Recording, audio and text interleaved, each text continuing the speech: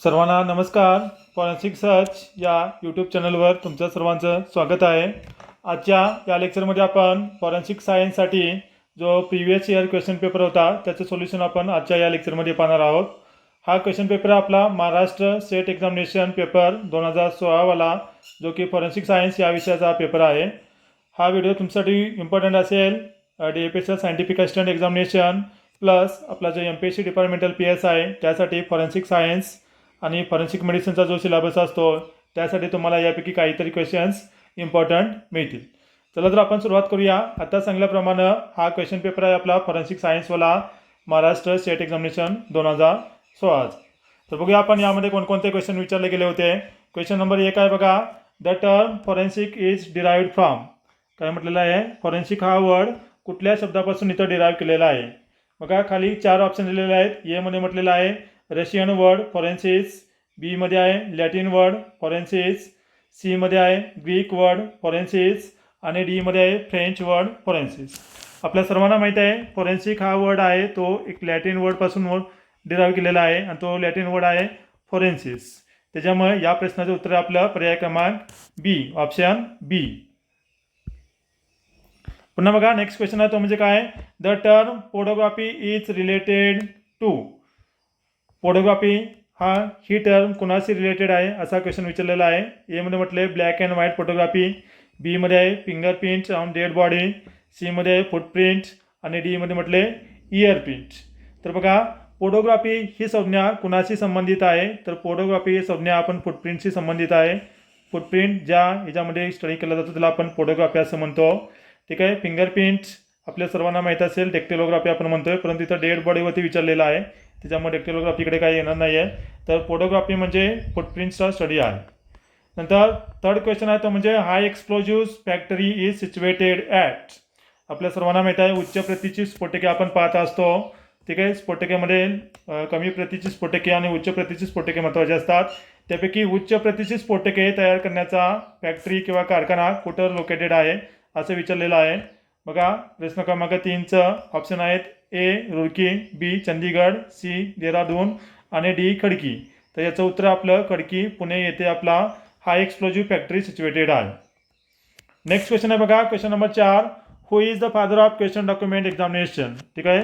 वादग्रस्त दस्तावेज म्हणतो आपण क्वेश्चन डॉक्युमेंटला. त्याचे फादर विचारलेले आहेत. ऑप्शन ए मध्ये आहे अल्बर्ट ऑसबॉर्न, बी मध्ये आहे अल्बर्ट एस ऑसबॉर्न, ए मध्ये होतं अल्बर्ट ए ऑसबॉर्न, सी मध्ये आहे अल्बर्ट सी ऑसबॉर्न आणि डी मध्ये आहे अल्बर्ट ऑसबॉर्न. आपल्या सर्वांना माहीत असेल अल्बर्ट ऑसबॉर्न याचे फादर आहेत, परंतु बघा याचं काय विचारलेलं आहे, मधलं जे इनिशियल आहे ते प्रत्येक ठिकाणी चेंज केलेलं आहे. त्याच्यामुळे आपल्याला पूर्ण नाव लक्षात असणं गरजेचं आहे. बघा तर क्वेश्चन डॉक्युमेंटचे फादर कोण आहेत या प्रश्नाचं उत्तर आहे बघा अल्बर्ट एस ऑसबॉर्न. यांनी क्वेश्चन डॉक्युमेंट नावाचं एक बुक पण लिहिलं होतं 1910 साली. बरोबर आहे. नेक्स्ट क्वेश्चन आहे बघा, the abbreviation CDTS stands for. Question number 5 आहे CDTS हे अब्रिव्हिएशन कुणासाठी असतं, तर ऑप्शन ए मध्ये आहे central detective training school, B मध्ये आहे central detective training services, C मध्ये आहे सेंट्रल डिझास्टर ट्रेनिंग स्कूल आणि डी मध्ये आहे सेंट्रल डिझास्टर ट्रेनिंग सर्व्हिसेस. तर बघा CDTS हा लॉंग फॉर्म कुणाचा आहे सर्वांना माहीत असेल. बघा ऑप्शन नंबर ए याचं योग्य उत्तर आहे सेंट्रल डिटेक्टिव्ह ट्रेनिंग स्कूल. ठीक आहे. तर या स्कूलमध्ये डिटेक्टिव्हचं ट्रेनिंग दिलं जातं. जे इन सर्व्हिस पर्सन्स असतात आर्मीवाले वगैरे, ठीक आहे, तर त्यांना इथं डिटेक्टिव्हचं ट्रेनिंग दिलं जातं. CDTS आता सध्या चंदीगड येथे आहे, हैदराबाद येथे आहे, कोलकाता येथे एक आहे. ठीक आहे. तर हा झाला क्वेश्चन क्रमांक 5. क्वेश्चन नंबर 6 आहे बघा, the capacity of a microscope to distinguish between 2 adjacent points is. ठीक आहे. 2 वेगवेगळे पॉईंट्स असतात त्याला डिस्टिंग्विश करण्यासाठी जी मायक्रोस्कोपची कॅपॅसिटी किंवा क्षमता आहे त्याला काय म्हटलं जातं. ऑप्शन ए मध्ये म्हटले मॅग्निफिकेशन, बी मध्ये आयोनायझेशन, सी मध्ये रिझॉल्विंग पॉवर आहे आणि डी मध्ये अब्रेशन आहे. तर याचं करेक्ट उत्तर आहे ते म्हणजे सी रिझॉल्विंग पॉवर. म्हणजेच काय, तर capacity of a microscope to distinguish between 2 adjacent points. Next question पाहूया आपण question number 7, which of the following as limit to resolution of 0.5 nanometre to 5 angstrom. ठीक आहे. तर बघा याचं पर्याय एमध्ये म्हटले पोलरायझिंग मायक्रोस्कोप, बी मध्ये आहे स्टिरिओ मायक्रोस्कोप, सी मध्ये आहे scanning electron microscope and D मध्ये आहे ट्रान्समिशन इलेक्ट्रॉन मायक्रोस्कोप.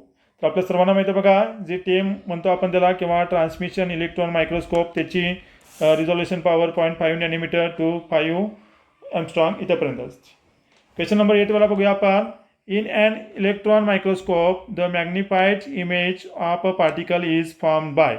जो इलेक्ट्रॉन मायक्रोस्कोप असतो त्याच्यामध्ये मॅग्निफाईड इमेज कशी फॉर्म होते असा प्रश्न विचारलेला आहे. ठीक आहे, इन्स्ट्रुमेंटेशनवाला क्वेश्चन आहे. तर बघा, ए मध्ये म्हटले प्रायमरी इलेक्ट्रॉन्स, बी मध्ये आहे secondary and black scattered electrons, C मध्ये आहे X ray generated when the electron beam strikes the particles, आणि डी मध्ये म्हटले ऑल ऑफ द अबो. तर बघा, 8 मध्ये याचं आपल्याला पर्यायाचं उत्तर सांगता येईल. या क्वेश्चनचा पर्याय तो म्हणजे secondary and black scattered electron. ठीक आहे, तर याच्यामुळे आपल्याला इथं मॅग्निफाईड इमेज त्या पार्टिकलची तयार झालेली दिसून येते. नेक्स्ट क्वेश्चन आहे बघा, question number 9. Infrared spectroscopy provides valuable information about. जो इन्स्ट्रुमेंटेशनवाला पार्ट आहे त्यापैकी एक अवरेक्त किरणे म्हणतो आपण. इथं इन्फ्रारेड स्पेक्ट्रोस्कोपी आहे त्याच्या बाबतीत म्हटलेलं आहे प्रोव्हाइड्स व्हॅल्युएबल इन्फॉर्मेशन अबाउट. तर ती कशाबद्दल आपल्याला माहिती देते. तर ए मध्ये म्हटले मॉलिक्युलर वेट्स, बी मध्ये आहे मेल्टिंग पॉईंट, सी मध्ये आहे बॉइलिंग पॉईंट, आणि डी मध्ये आहे फंक्शनल ग्रुप. आपल्या सर्वांना माहिती आहे बघा, IR स्पेक्ट्रोस्कोपीचा आपण उपयोग कशासाठी करतो, फंक्शनल ग्रुपमध्ये. जे आपलं केमिकल कंपाऊंड असतं, जो कुठला आपला रासायनिक पदार्थ आहे त्याच्यामध्ये कोणता ॲक्टिव्ह ग्रुप किंवा फंक्शनल ग्रुप आहे हे आपल्याला IR स्पेक्ट्रोस्कोपीवरून सांगता येते. नेक्स्ट क्वेश्चन आहे बघा, क्वेश्चन नंबर 10 वाला. The wavelength of the wave associated with electrons accelerated through a potential difference of V volt is. ठीक आहे, तिथं वेवलेंथ विचारलेली आहे कशासाठी, associated with electron accelerated through a potential difference V volt. तर यामध्ये आहे directly proportional to V, B मध्ये म्हटले directly proportional to √V, C मध्ये म्हटले इन्व्हर्सली प्रोपोर्शनल टू V, आणि डी मध्ये आहे इन्व्हर्सली प्रोपोर्शनल टू √V. तर याच्यामध्ये काय म्हटलं बघा, पोटेन्शियल डिफरन्स V असेल तर एक कोणाची असेल तर it is inversely proportional to √V. हे याचं करेक्ट उत्तर आहे. नेक्स्ट क्वेश्चन आहे बघा, the determination of whether or not a substance is a blood is best made by means of screening test such as the Kastle Meyer colour test which use the chemical.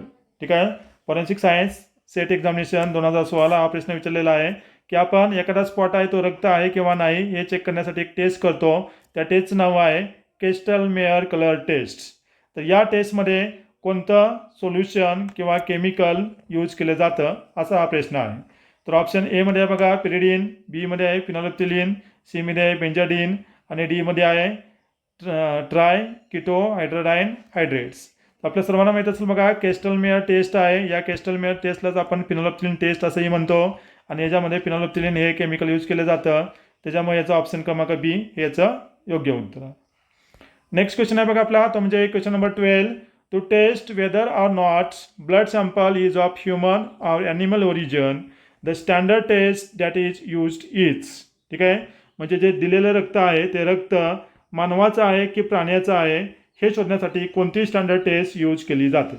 Option A मध्ये आहे precipitation taste, बी मध्ये आहे castle-mayor taste, C मध्ये आहे बेंझोडाईन taste, आणि D मध्ये आहे radio immuno ॲसे. तर या प्रश्नाचं उत्तर काय सांगता येईल बघा आपल्याला.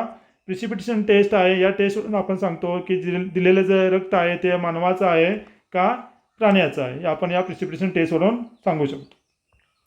नेक्स्ट क्वेश्चन आहे बघा, the fluorescence examination of the seminal स्टेन गिव्ज फ्लोरोसन्स ड्यू टू. आपल्या सर्वांना माहिती आहे वीर्य किंवा सेमेन ॲज आपल्याला इम्पॉर्टंट बायोलॉजिकल इव्हिडन्स मिळतो. मग तो आपण दिलेला स्पॉट किंवा डाग हा सिमेंटचा डाग आहे किंवा नाही, म्हणजे वीर्याचा डाग आहे किंवा नाही हे आपण चेक करतो. ठीक आहे, UV आपल्याकडे स्पेक्ट्रोस्कोपी असते त्याच्यामध्ये तो एक विशिष्ट प्रकारचा रंग देतो, त्याला म्हणतो आपण ब्ल्यूइश व्हाईट. ठीक आहे, निळसर पांढऱ्या रंगाचा आपल्याला हा कलर दिसतो. तर हा कलर किंवा फ्लोरोसन्स त्या सिमेंटमध्ये असणाऱ्या कोणत्या घटकामुळे मिळतो. ए मध्ये म्हटले मिलॅनिन, बी मध्ये म्हटले फ्लेविन, सी मध्ये म्हटले फिओमिलॅनिन, आणि डी मध्ये आहे युरोबिलिन. तर आपल्या सर्वांना याचं उत्तर माहीत असेल बघा, जे सिमेंटमध्ये फ्लेविन असतं, फ्लेविन हे फ्लेविन फ्लोरोसन्स असतं, त्याच्यामुळे आपल्याला इथं कुठला कलर मिळतो तर त्याला म्हणतो आपण ब्ल्यूइश व्हाईट कलर मिळतो. ठीक आहे, त्या फ्लेविनमुळे. मेलॅनिन हे आपले जे केस असतात, हेअर असतात, या हेअरमध्ये आपल्याला मेलॅनिन मिळतं. आता इथं फ्लेविनमध्ये म्हणजे सिमेंटमध्ये फ्लेविन असतं त्याच्यामुळे आपल्याला फ्लोरोसन्स मिळतो आणि तो ब्ल्यूइश व्हाईट कलरचा असतो. नेक्स्ट क्वेश्चन आहे 14वा. Which of the following is not a red cell blood group system. ठीक आहे, जे आपण ब्लड ग्रुपिंग सिस्टीम पाहतो त्या ब्लड ग्रुपिंग सिस्टीममध्ये खालीलपैकी कुठली सिस्टीम नाही आहे हे विचारलेलं आहे. तर एमध्ये म्हटलं HLA, बीमध्ये आहे ABO. तर ऑप्शन एमध्ये काय म्हटलंय बघा, HLA, बीमध्ये आहे ABO, सीमध्ये आहे डपी आणि डीमध्ये आहे केल. तर काय म्हटलंय, red cell blood grouping system खालीलपैकी कोणती नाही आहे. तर याचं उत्तर आहे आपले HLA ही सिस्टीम नाही आहे. बाकी ABO, डपी, केल हे आपले रेड ब्लड ग्रुप करण्यासाठी सिस्टीम आपण वापरतो. ठीक आहे, ब्लड ग्रुपिंगचे सिस्टीम्स होत आहे. 15वा प्रश्न बघा, presence of colostrum in human milk is indicative of. ठीक आहे, कोलेस्ट्रॉम जर असेल मिल्कमध्ये, ठीक आहे, ह्युमन मिल्कमध्ये, तर ते आपल्याला काय दाखवतं. तर यामध्ये म्हटलं आहे ovarian tumours, B false pregnancy, C recent delivery आणि डीमध्ये म्हटले युटेराइन ट्युमर. सोपा प्रश्न आहे बघा, ज्यावेळेस रिसंट डिलिव्हरी होते त्या मिल्कमध्ये आपल्याला कोलेस्ट्रॉम मिळतं, त्याच्यामुळे ऑप्शन सी हे याचं योग्य उत्तर आहे. 16वा प्रश्न आहे बघा, squat test is use for the detection of. Squat test ही टेस्ट कशासाठी केली जाते.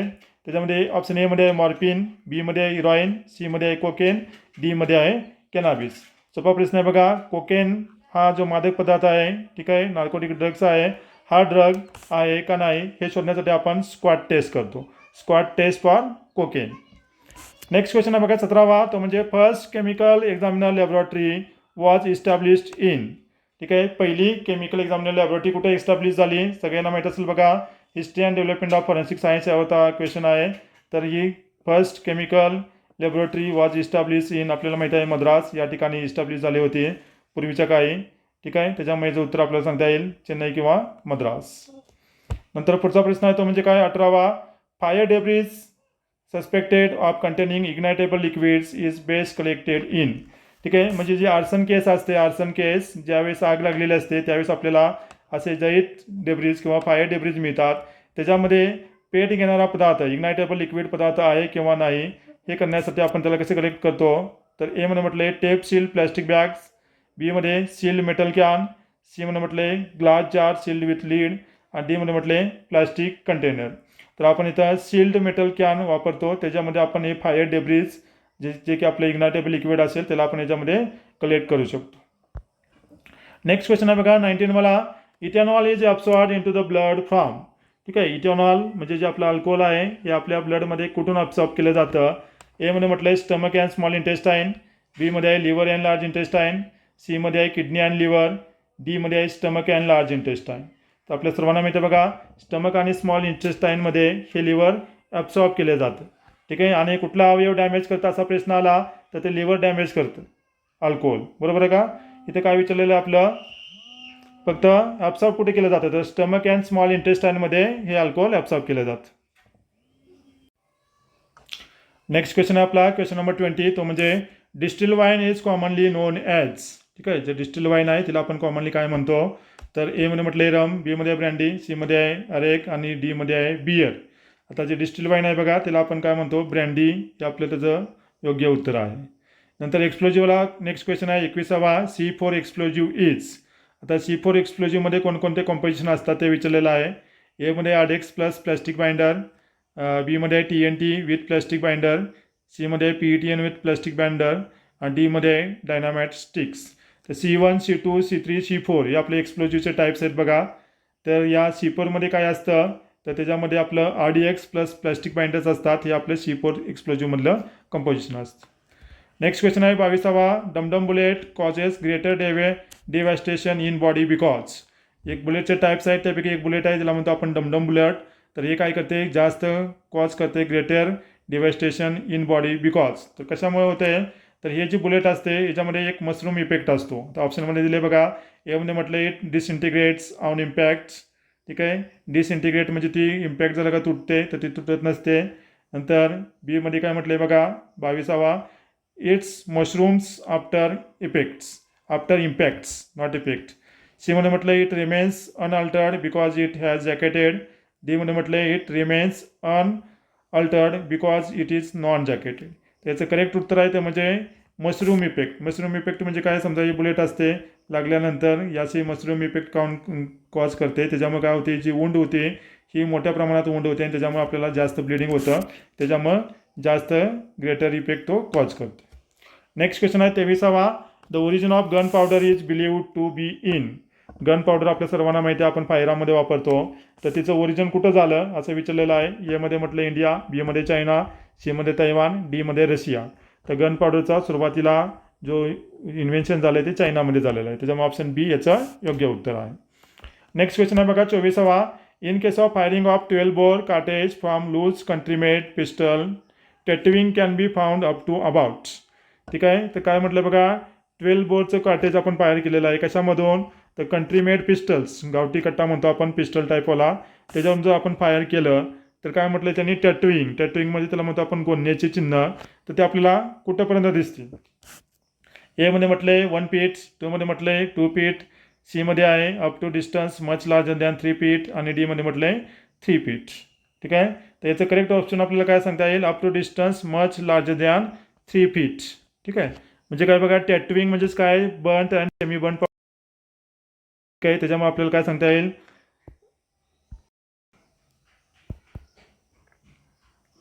हे जे सेमी बर्न्ट आणि बर्न्ट पावडर पार्टिकल्स असतात ते बॉडीमध्ये येतात, असे चिटक जातात, एम्बेडेड होतात. ठीक आहे, त्याच्यामुळे आपल्याला काय टॅटविंग दिसतं. तर हे टॅटविंग आपल्याला 3 feet दिसू शकतं किंवा त्याच्यापेक्षा जरा जास्त अंतरापर्यंत. त्याच्यामुळे ऑप्शन सी बरोबर आहे. नंतर बघा 25वा प्रश्न, त्याच्यामध्ये काय म्हटलं आहे, तर which of the following is not necessary condition for burning of fire. ठीक आहे, फायर लागण्यासाठी खालीलपैकी कोणती कंडिशन गरजेची नाही आहे. यामध्ये म्हटलं कंटिन्युअस फ्लो ऑफ ऑक्सिजन, बीमध्ये म्हटले फ्युएल, सीमध्ये म्हटले हीट, डीमध्ये म्हटले स्पेसिफिक ग्रॅव्हिटी ऑफ ॲक्सेलरेंट्स. तर आपल्या सर्वांना माहिती आहे डी वाला ऑप्शन याच्यामध्ये नाही आहे, त्याच्यामुळे हे उत्तर आहे. फायरचा ट्रायंगल म्हणतो आपण, याच्यामध्ये 3 घटक आपल्याला उपयुक्त असतात, ते म्हणजे एक तर फ्युअल, नंतर हीट आणि ऑक्सिजन. हे 3 घटक असतात, त्याला आपण ट्रायंगल ऑफ फायर म्हणतो. हे तिन्ही घटक आपल्यासाठी उपयुक्त आहेत. स्पेसिफिक ग्रॅव्हिटी ऑफ ॲक्सिलरेंट याचं आपल्याला काही गरजेचं नाही, त्याच्यामुळे ऑप्शन डी याचं योग्य उत्तर आहे. नेक्स्ट प्रश्न पाहूया आपण, तो म्हणजे 26वा. Overlapping margins are characteristics of. ठीक आहे, जे आपले फायबर्स असतात, तंतू व तंतुमय पदार्थ, त्यावरती हा प्रश्न आहे 26वा. तर ओव्हरलॅपिंग मार्जिन्स ज्यामध्ये प्रेझेन्स असतात, तर एमध्ये म्हटले जूट, बीमध्ये आहे कॉटन, सीमध्ये आहे सिल्क आणि डीमध्ये आहे वूल. तर बघा ओव्हरलॅपिंग मार्जिन्स आपल्याला वूलमध्ये दिसतात, त्याच्यामुळे ऑप्शन डी याचं योग्य उत्तर आहे. नंतर नेक्स्ट क्वेश्चन आहे, acid phosphate is secreted by. ठीक आहे, ॲसिड फॉस्फेट आपल्या सर्वांना माहीत आहे सिमेंटमधील महत्त्वाचा घटक असतो वीर्यामधला. तर तो कुठं असतो? एमध्ये म्हटले बल्बियुरेथ्रल ग्लँड, बीमध्ये म्हटले टेस्टिस, सीमध्ये आहे सेम्निफेरस ट्युबल्स आणि डीमध्ये म्हटले प्रोस्टेट. तर याचं योग्य उत्तर सांगता येईल आपल्याला, जे प्रोस्टेट असतं त्याच्यामध्ये आपल्याला ॲसिड फॉस्फेट हे प्रोस्टेट सिक्रेट करत असतं. ठीक आहे, हे कुठं असतं ॲसिड फॉस्फेट? तर हे सिमेंटमध्ये म्हणजेच वीर्यामध्ये हे प्रेझेंट असतं. पुढे म्हटलं बघा, ह्युमन मिडलरी इंडेक्स इज. ठीक आहे, मानवामध्ये जे हेअर्स असतात, हेअर म्हणजे केस, या केसावरचा हा प्रश्न आहे. तर ह्युमन हेअर आहेत का ॲनिमल हेअर आहेत, आपण या मिडलरी इंडेक्सवरून सांगत असतो. तर ऑप्शन एमध्ये म्हटलं आहे ग्रेटर दॅन 0.3, बीमध्ये म्हटलं आहे इकडं ग्रेटर दॅन 0.3 to 0.5, डीमध्ये 0.5 to 0.7. तर मिडलरी इंडेक्स ह्युमनमध्ये किती असते बघा, इट इज 0.3 किंवा त्यालाच 1/3 म्हणतो आपण. ही आपल्या ह्युमनमध्ये असते. आणि ॲनिमलमध्ये किती असते? तर ॲनिमलमध्ये 1/2 असते. ठीक आहे, त्याच्यामुळे ॲनिमलचा विचारला प्रश्न तर आपल्याला हे सांगता येईल ह्युमनमध्ये 1/3 म्हणजे 0.3च्या आसपास असते. नेक्स्ट क्वेश्चन आहे तो म्हणजे characteristic features of naturally fallen hair is. ठीक आहे, जे नैसर्गिकरित्या हेअर फॉल होतात त्याच्यामध्ये कोणते कॅरेक्टरिस्टिक फीचर दिसतो आपल्याला? ऑप्शन एमध्ये आहे ॲब्सेन्स ऑफ रूट सीड्स, बीमध्ये आहे लार्ज रूट सीड्स, सीमध्ये आहे रप्चर्ड रूट सीड्स आणि डीमध्ये आहे इरेग्युलर रूट सीड्स. त्याचं उत्तर काय सांगता येईल बघा आपल्याला, ॲब्सेन्स ऑफ रूट सीट हे याचं योग्य उत्तर आहे. रूट सीट म्हणजे काय, जे हेअर असतो हेअरच्या इथं खाली एकदम मुळाला सीट असते त्याला आपण रूट सीट म्हणतो. ठीक आहे, तर याच्यामध्ये ॲब्सेन्स असेल, जे आपल्या नैसर्गिक गळलेले केस असतील त्यामध्ये. नेक्स्ट क्वेश्चन आहे question number 30. The condition where males have very low sperm count is known as. ठीक आहे, मेलमध्ये जो आपला व्हेरी लो स्पर्म काउंट आहे त्याला काय म्हणतो आपण? एमध्ये म्हटलं आहे स्पर्मिया, बीमध्ये आहे अझोस्पर्मिया, सीमध्ये आहे ओलिगोस्पर्मिया, डीमध्ये आहे नन ऑफ द अबो. ठीक आहे, ज्यामध्ये व्हेरी लो स्पर्म काउंट असतो त्याला काय म्हणतो आपण? ऑलिगोस्पर्मिया असं म्हणतो. अस्पर्मिया म्हणजे ॲब्सेन्स ऑफ स्पर्म. ठीक आहे, ज्यावेळेस स्पर्म्स नसतात त्याला आपण अस्पर्मिया म्हणतो आणि जी लो कंडिशन असते त्याला आपण ऑलिगोस्पर्मिया असं म्हणतो. त्याच्यामुळे ऑप्शन आहे सी उत्तर. नेक्स्ट क्वेश्चन आहे, the best way to preserve shoe and tyre marks that have been impressed into soil is. ठीक आहे. सॉईलमध्ये म्हणजे मातीमध्ये जे आपला काय म्हटलं आपण टायर मार्क्स आणि शू प्रिंट मिळते तिला आपण प्रिझर्व करण्याचा खालीलपैकी कोणता बेस्ट वे आहे.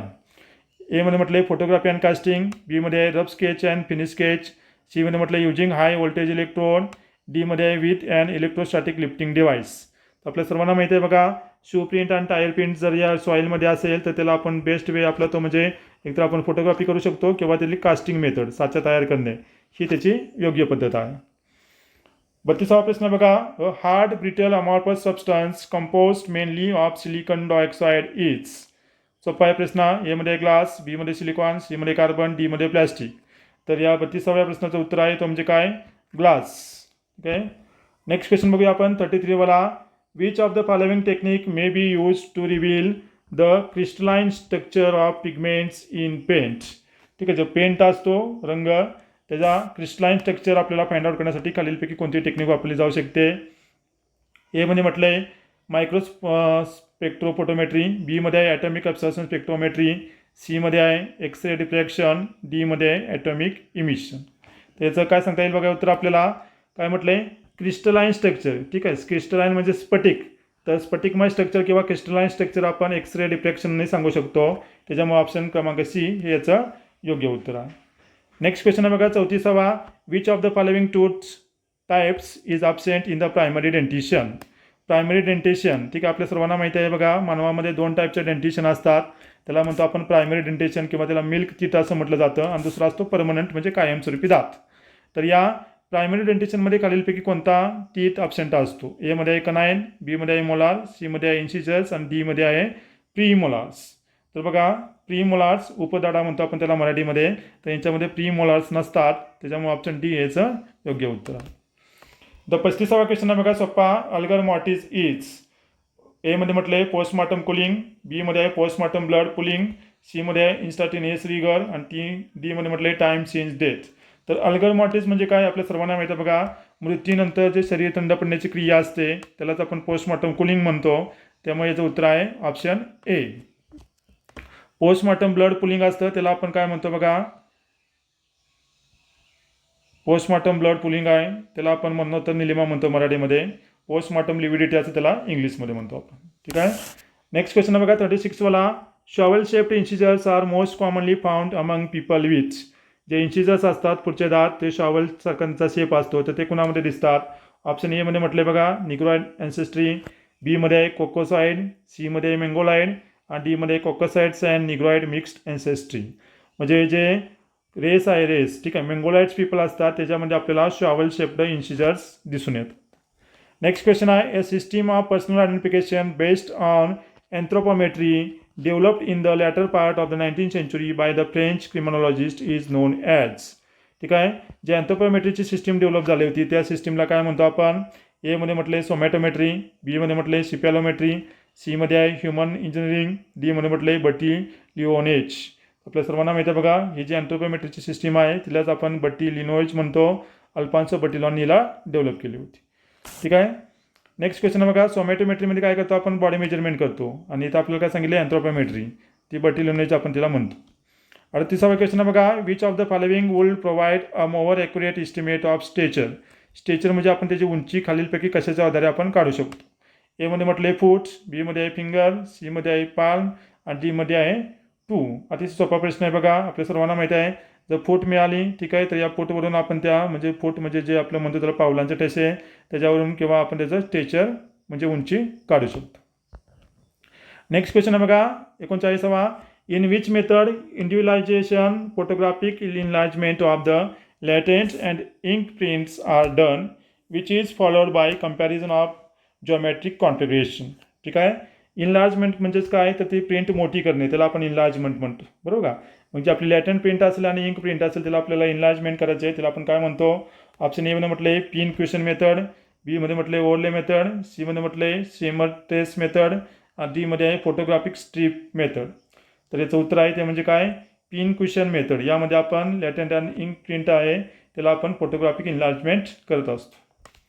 नेक्स्ट क्वेश्चन आहे बघा. तर ninhydrin turns purple when it reacts with which of the following residues of latent fingerprint that makes them visible. आपल्याला सर्वांना माहीत आहे लॅटन फिंगरप्रिंटला विजिबल करण्यासाठी आपण नीन हायड्रेनवाली एक टेक्निक वापरतो. तर त्याच्यामध्ये नीन हायड्रेन कशाशी रिॲक्ट होतं, एमध्ये म्हटलं फॅटी मॅटर्स, बीमध्ये अमिनो ॲसिड्स, सीमध्ये आहे सोडियम क्लोराईड, डीमध्ये आहे मेटल आयन्स.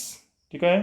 तर बघा याचं उत्तर आहे ते म्हणजे काय आपल्या, ठीक आहे, फिंगर रेसिड्यूमध्ये अमिनो ॲसिड्स असतात. या अमिनो ॲसिड संघ हे नीन हायड्रेन रिॲक्ट्स होतं आणि त्याच्यामुळे आपल्याला पर्पल कलर येतो.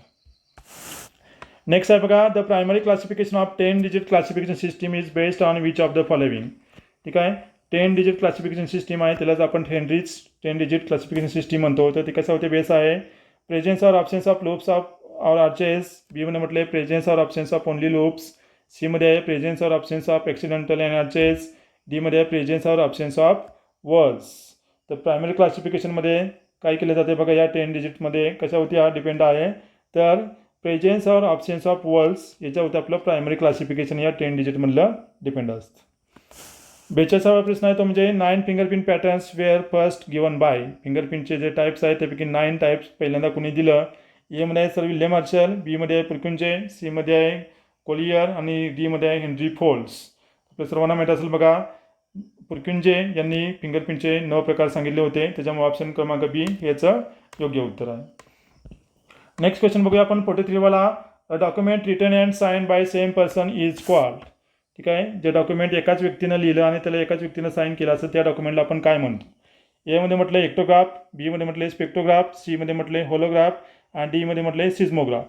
तर बघा एकाच व्यक्तीनं लिहिलेलं आणि साईन केलेलं डॉक्युमेंट असतं त्याला आपण होलोग्राफ असं म्हणतो. त्याच्यामुळे या प्रश्नाचं उत्तर सांगता येईल आपल्याला, या प्रश्नाचं उत्तर आपलं ऑप्शन क्रमांक सी होलोग्राफ.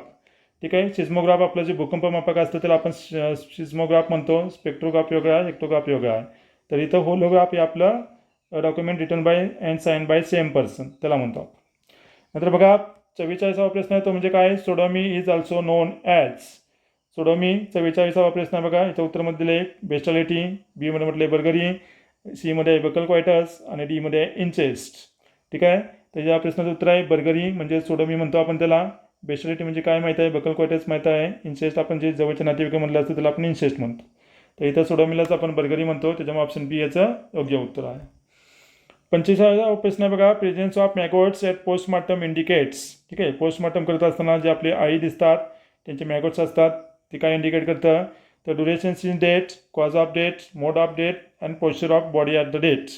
तर सोपं उत्तर आहे बघा याचं उत्तर, तर ड्युरेशन सिन्स डेट म्हणजे त्याचा मृत्यू कधी झाला असेल, किती वेळापूर्वी झाला असेल, हे आपण जे आपले मॅगोट्स असतील, आया असतील, त्या आयांच्या ह्याच्यावरून आपण सांगू शकतो. नेक्स्ट क्वेश्चन आहे बघा, the time limit for exhumation in India is not later than. भारतामध्ये एक्सह्युमेशन म्हणजे शव उत्खनन करण्यासाठी किती टाईम लिमिट असतं. एखादं पुरलेलं संशयित प्रेत पुन्हा उकरून काढतो आपण, त्याला आपण एक्सह्युमेशन असं म्हणत असतो. ठीक आहे. तर त्यासाठी भारतामध्ये किती मर्यादा आहे, एमध्ये म्हटले 6 मंथ, बीमध्ये आहे 6 इयर्स, सीमध्ये आहे 60 इयर्स, डीमध्ये आहे नो टाईम लिमिट. तर भारतामध्ये असं कुठलीही टाईम लिमिट नाही. एकदा पुरलेलं प्रेत आपण कितीही वर्षानंतर पुन्हा त्याला उकरून बाहेर काढू शकतो. जर त्याच्यामध्ये मृत्यूचा संशय वाटला आपल्याला तर त्याचं पुरलेलं प्रेत आपण बाहेर काढून त्याचं एक्झामिनेशन करू शकतो. CRPC कलम 176 प्रमाणे आपण त्याला डिस्ट्रिक्ट मॅजिस्ट्रेट किंवा कोरोनर यांची आपल्याला जर परमिशन मिळाली तर आपण हे प्रेत पुरलेलं बाहेर काढू शकतो. नेक्स्ट क्वेश्चन आहे बघा 47वा, which of the following genotype causes Klinefelter syndrome. ठीक आहे.